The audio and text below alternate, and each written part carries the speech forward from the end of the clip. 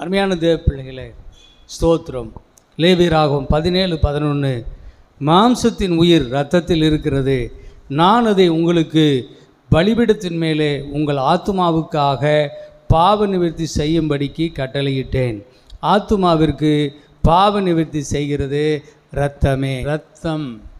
இரத்தமே, இதற்கு ஈடு இணையே இல்லை. இதுதான் மனுஷன் விழுந்து போனது பாவத்தினாலே. பாவ நிவர்த்தியாக்கி அவன் விழுந்து போன இடத்திலிருந்து அவனை எடுத்து மறுபடியும் பழையபடி அவனை மீண்டும் அந்த மகிமையான ஸ்தானத்திலே நிலைநிறுத்துவது இரத்தமே. இரத்தத்தை பற்றி அறிய வேண்டும். அருமையான தேவ பிள்ளைகளே, இது ரொம்ப முக்கியமான ஒரு செய்தி. போன வாரத்தில் சொல்லாத ஒரு காரியத்தை இந்த வாரத்தில் நான் சொல்லிட்டு போகிறேன். என்னன்னு சொன்னால், ஆதியாகமம் 9:3 நடமாடுகிற ஜீவ ஜந்துக்கள் யாவும் உங்களுக்கு ஆகாரமாய் இருப்பதாக. பசும் பூண்டுகளை உங்களுக்கு தந்தது போல அவைகள் எல்லாவற்றையும் உங்களுக்கு தந்தேன். மாம்சத்தை அதன் உயிராகிய இரத்தத்தோடே புசிக்க வேண்டாம். உங்களுக்கு உயிராயிருக்கிற உங்கள் இரத்தத்திற்காக பழி வாங்குவேன். சகல ஜீவ ஜந்துக்களிடத்திலும் மனுஷனிடத்திலும் பழி வாங்குவேன். மனுஷனுடைய உயிருக்காக அவனவன் சகோதரனிடத்தில் பழி வாங்குவேன். மனுஷன் தேவசாயலில் உண்டாக்கப்பட்டபடியால் மனுஷனுடைய இரத்தத்தை எவன் சிந்துகிறானோ அவனுடைய இரத்தம் மனுஷனாலே சிந்தப்பட கடவது. நீங்கள் பலுகி பெருகி பூமியிலே திரளாய் வர்த்தித்து விருத்தியாக்குங்கள் என்றார். ஆண்டவர் சொல்கிறார், இந்த நோவா பேழையிலிருந்து அவர்களை எல்லாரையும் கீழே இறக்கி விட்ட பிறகு பூமியிலே நடமாடுகிற ஜந்துக்கள் எல்லாவற்றையும் உங்களுக்கு உணவாக நான் கொடுத்தேன், நீங்கள் மாம்சம் புசிக்கலாம் என்று சொல்லி அவர்களுக்கு சொல்லுகிறார். சொல்லிட்டு சொல்கிறாரு, ஆனால் மாம்சத்துக்கு உயிராக இருக்கக்கூடிய இரத்தத்தை நீங்கள் புசிக்க வேண்டாம், அதை நீங்கள் தரையிலே சிந்தி போடுங்கள் என்று கர்த்தர் சொல்லுகிறார். அடுத்தது சொல்கிறாரு, மனிதனுடைய இரத்தம் ரொம்ப விலையேறப்பெற்றது, மனிதனுடைய இரத்தத்திற்காக நான் பழி வாங்குவேன். சகல ஜீவ ஜந்துக்களிடத்திலும் இருந்தும் நான் பழி வாங்குவேன், மனிதனிடத்தில் இருந்தும் நான் பழி வாங்குவேன். நிறைய மிருகங்கள் எல்லாம் கூட மனிதன்கிட்ட வந்தனா அவ்வளவு துணிச்சலாக மனுஷனை சாப்பிட்றதில்லை, ஒரு பயத்தில் தான் அது அப்படி பண்ணுதுங்க. நமக்கு இந்த மனுஷன் ஆபத்து உண்டு பண்ணிடுவானோ அப்படிங்கிற பயத்தில் தான் அது மனுஷனை தாக்கிறதே தவிர மற்றபடி எல்லா மிருகஜீவம், பெரிய சிங்கம் கூட பாருங்கள் மனுஷனை அப்படி நேசிக்குது, கட்டி தழுவி அப்படி முத்தம் கொடுக்குது. ஒரு அம்மா சிங்கத்தை வளர்த்துருக்குதாங்க, அதுக்கப்புறம் அது பராமரிக்க முடியலையே என்னன்னு தெரியல, அது கொண்டு போய் ஜூவில் கொடுத்துட்டாங்க. அது ரொம்ப நாளாக அந்த ஜூவில் ரொம்ப சோகமாகவே இருக்குது. அதுக்கப்புறம் இந்த அம்மாக்கிட்ட சொல்லி அந்த அம்மாவை பார்க்க வரும்படி சொல்கிறாங்க. அந்த ஜூவில் அந்த அம்மாவை அது பார்த்துருச்சு. வேகமாக ஓடி வந்து அந்த அம்மாவை கழுத்தை கட்டி பிடிச்சிக்கிட்டு அப்படி கொஞ்சம் ஒரு நாய்க்குட்டி எப்படி கொஞ்சம் அது மாதிரி சிங்கம், அது பெரிய சிங்கம், அந்த அம்மாவோட ரொம்ப பெருசாக இருக்குது, அப்படி கட்டி ஆற தழுவி அந்த அம்மாவை கொஞ்சம்னு கொஞ்சது. அருமையான தேவப்பிள்ளைகளே, கொடிய மிருகங்கள்னு சொல்லக்கூடிய மிருகங்கள் கூட மனிதனை நேசிக்கும். அல்லையிலே சொல்லுவோமா? ஆமேன். மனிதன் அன்புள்ளவனாய் தேவன் படைத்திருக்கிறார். மனிதனும் எந்த மனுஷனுடைய இரத்தத்தை பழிவாங்கக்கூடாது, சிந்தக்கூடாது. அதனால தான் வாள் எடுக்கிறவன் வாளினாலே மடிவான், உனக்கு தெரியாதா, உன் வாளை உரையிலே போடு என்று கர்த்தர் சொன்னார். நீங்கள் இன்னும் கூட என்னாகமம் புஸ்தகம் 35ஆம் அதிகாரத்தில் 33 படிங்க. நீங்கள் இருக்கும் தேசத்தை பரிசுத்த குலைச்சலாக்காதிருங்கள். இரத்தம் தேசத்தை தீட்டுப்படுத்தும். இரத்தம் சிந்தினவனுடைய இரத்தத்தினாலே ஒழிய வேறொன்றினாலும் தேசத்திலே சிந்துண்ட இரத்தத்திற்காக பாவ நிவர்த்தி இல்லை. நீங்கள் குடியிருக்கும் என் வாசஸ்தலமாகிய தேசத்தை தீட்டுப்படுத்த வேண்டாம். கர்த்தராகிய நான் இஸ்ரவேல் புத்திரர் நடுவே வாசம் பண்ணுகிறேன் என்று சொல் என்றார். சோத்திரம். அன்பான பிள்ளைகளே, மனுஷன் தேவ சாயலாய் சிருஷ்டிக்கப்பட்டிருக்கிறான். ஆகவே மனுஷனுக்குள் இருக்கிற இரத்தம் அது தேவனுடைய இரத்தம். மனிதனுடைய இரத்தத்தை எவன் சிந்தினாலும் தேவன் அவனை பழிவாங்குவார். தேவன் இரத்தத்துக்காக பழிவாங்குவேன் என்று சொல்லி ஆதியாகமம் 9ஆம் அதிகாரம் 5-6 சொன்னதை பார்த்தோம்.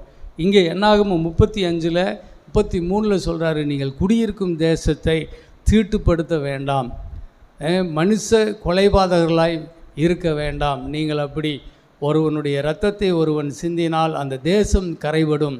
நான் தேசத்தில் வாசம் பண்ணுகிற தேவன் என்பதை அறிந்து கொள்ளுங்கள். என்னுடைய பிரமாணங்களை, என் கட்டளைகளை நீங்கள் கை கொள்ளுங்கள். அதுலேயே 31ஆம் வசனத்தை படிங்க. 31. சாகிறதற்கேற்ற குற்றம் சுமந்த கொலைபாதகனுடைய ஜீவனுக்காக நீங்கள் மீட்கும் பொருளை வாங்கக்கூடாது. அவன் தப்பாமல் கொலை செய்யப்பட வேண்டும். தன் அடைக்கல பட்டணத்திற்கு ஓடிப்போனவன் ஆசாரியன் மரணமடையாததற்கு முன்னே தன் நாட்டிற்கு திரும்பி வரும்படி நீங்கள் அவனுக்காக மீட்கும் பொருளை வாங்கக்கூடாது. ஒரு கொலை செய்துட்டான்னா அவனை காப்பாற்றுறதுக்கான எந்த காணிக்கையும் இல்லை, எந்த பலியும் இல்லை. அவனுடைய பாவம் எந்த பலியினாலும் எந்த காணிக்கையினாலும் நிவர்த்தி செய்யப்படாது. யார் சொன்னது? தேவன் சொன்னார். தேசத்தை தீட்டுப்படுத்திடாதீங்க. சகோதரர்களாக வாழுங்க. நீங்கள் அன்பாக வாழுங்க. மனித இனம் மனித நேயத்தோடு வாழுங்க. கோபங்கள், பொறாமைகள், வஞ்சகங்கள், மனித கொலைபாதகங்கள் எதுவும் என் தேசத்தில், நான் உலாவுகிற தேசத்திற்குள்ளே இது நடக்கவே கூடாது என்பதை கர்த்தர் திட்டமாய் சொல்லியிருக்கிறார். ரத்தம் சிந்து இல்லாமல் பாவ மன்னிப்பு இல்லை. அது பாவ மன்னிப்புக்காகத்தான் சிந்தப்படுமே தவிர எந்த காரணத்தை கொண்டும் எந்த பழிவாங்குதலுக்காகவும் ரத்தம் சிந்தப்படக்கூடாது. அப்படி ஒருவன் சிந்தி விட்டால் ரத்தம் எப்படி சிந்தினானோ அப்படியே அவன் ரத்தம் சிந்தி மறிக்க வேண்டும். பட்டை தடுக்கிறவன் பட்டயத்தினாலே சாக வேண்டும். அது ஒரு பிரமாணம். அதை புரிந்து கொள்ள, ரத்தம் என்பதை சரியாய் புரிந்து கொண்டால் நம்ம தேசம் நல்லா இருக்கும். அழிலே சொல்லுங்க, அப்போ ரொம்ப நல்லா இருக்கும். ரத்தத்தை பற்றின ஒரு விஷயம் நமக்கு நல்லா தெரியணும். ரத்தம் ஒன்றும் ரொம்ப தூரம் இல்லை, உடம்புக்குள்ளே தான் இருக்குது. என்னை கிழிச்சு விட்டாலும் ரத்தம் வரும், உங்களை கிழிச்சு விட்டாலும் ரத்தம் வந்துடும். ஆனால் அந்த ரத்தத்துக்கு விசாரிக்கிறவர் இருக்கிறார், பயந்துக்கணும். அலையிலே சொல்லுங்க பார்ப்போம்.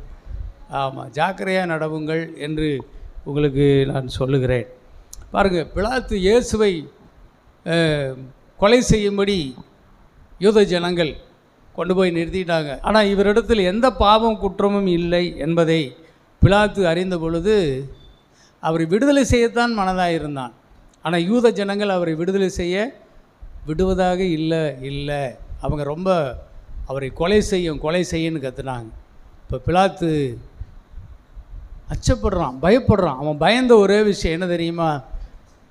நீதிமானுடைய ரத்தம், ஒரு குற்றமற்றவனுடைய ரத்தம் சிந்துதலுக்கு நான் ஆளாகிட்டா அதனுடைய பாவம் என்ன செய்ய என்னை பாதிக்கும். பாவம் என்ன செய்ய என்னை பாதிக்குமே, என் குடும்பத்தை பாதிக்குமே, என் பிள்ளைகளை பாதிக்குமே என்று அந்த ஜட்ஜ்மெண்ட்டில் நீதிபதியாக உட்கார்ந்துருக்கிற பிலாத்து பயந்தான். பாருங்க, பயந்தான்.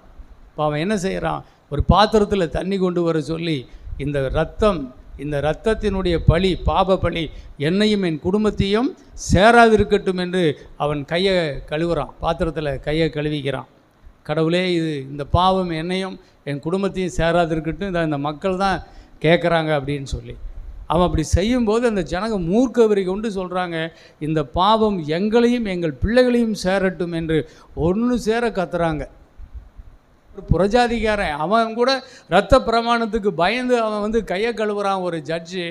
ஆனால் இந்த யூத ஜனங்கள் துணிகரமாக கேட்குறாங்க, எங்கள் மேலேயும் எங்கள் பிள்ளைகள் மேலும் வரட்டும் இந்த பாவம் அப்படின்னு சொல்லி கேட்குறாங்க. பாருங்கள், அது அவங்க அந்த இரத்த பழியை அவங்க சுமந்து கொண்டார்கள். அது நிமித்தம் என்ன நடந்தது தெரியுமா? ஒருத்தன் வந்தான், ஹிட்லர்னு ஒருத்தன் வந்தான்.